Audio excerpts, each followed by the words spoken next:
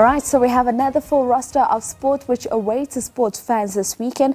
And as we normally do on a Friday, we've roped in award-winning journalist Khanyiso Tshwaku to talk about the weekend ahead in terms of our sport. Hey, good morning to you, Khanyiso. Thank you so much for joining us again once on Morning Live. I want us to start our discussion just looking at the CAF Champions League action that Orlando Pirates and Mamelodi Sundowns will be in. We know Pirates are going up against that Abidjan, and of course for Sundowns, it's Raja Casablanca. Your quick thoughts on those two clashes?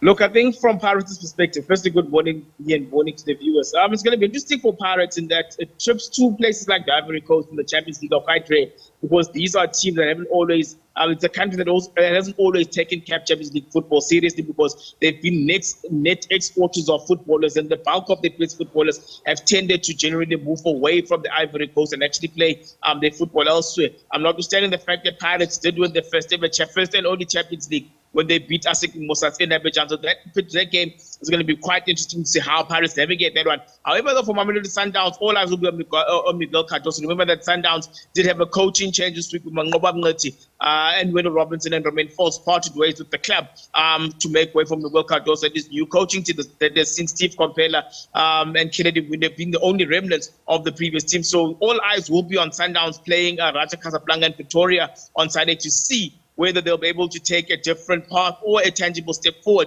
They've drawn two of the opening games so far, so what will be expected of them?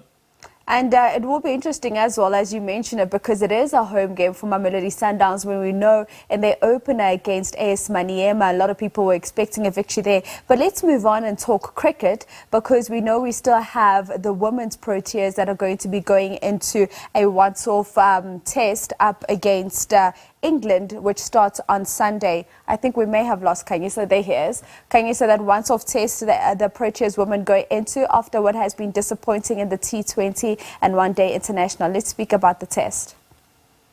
Look, I think it's a landmark test because a lot of our players don't quite get the opportunity to play red ball cricket.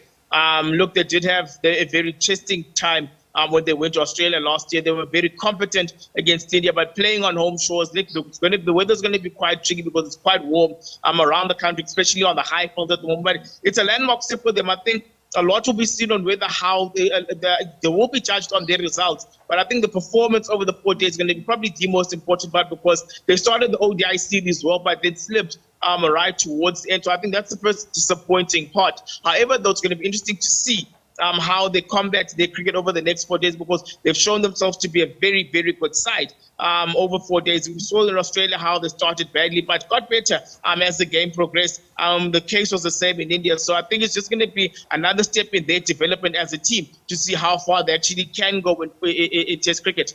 And on the men's side, we know that they had a solid opener, winning by 11 runs in the T20 against Pakistan. We have Anrich Nokia now who's injured, possibly making way for a young Kwena Maphaka. Look, I mean, Kwena played magnificently, bowled very well. He said did have that one bad over on Tuesday, but I think as an 18-year-old, those are the things that I expected of his development. But again, I think when you look at the T20 series in totality, it's just a one-part process in terms of the team trying to find its way through the year and looking ahead to the 2026 T20 World Cup. I think the key part is what transpires from next week onwards when they actually play the ODI series against Pakistan. Because when you look at that particular ODI series, you look at, I think 80-85% of that team is going to be the team that goes to the Champions Trophy. So I think the T20 series, for all intents and purposes, does fill a particular role from a talent management perspective, but also it does have an eye on who may actually start to take a claim come the Sri Lanka tournament in 2026. And finally, Khanyiso, we touch on rugby. We look at the Bulls, the Stormers and the Lions, who we believe will be looking for better results out in the European competition this weekend, but they do have some tricky fixtures. All of them do.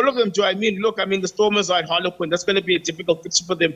They've already got a number of players who are already out injured. So they're already worried about the composition of their players already. That's the first problem. And then when you look at the Sharks in particular, the Sharks are playing the Sharks are playing Leicester Tigers, a team that is very, very, very good at home at Watford Road. Watford Road is not a very easy place to win.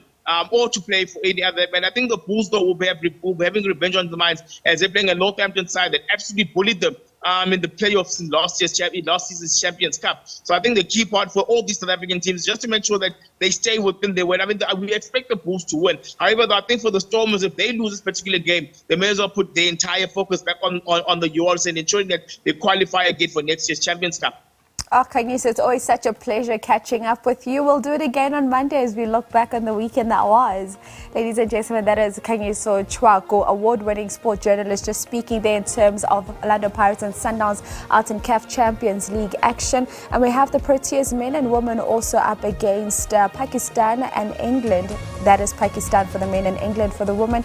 And finally, just looking forward to European rugby where the South African teams are involved.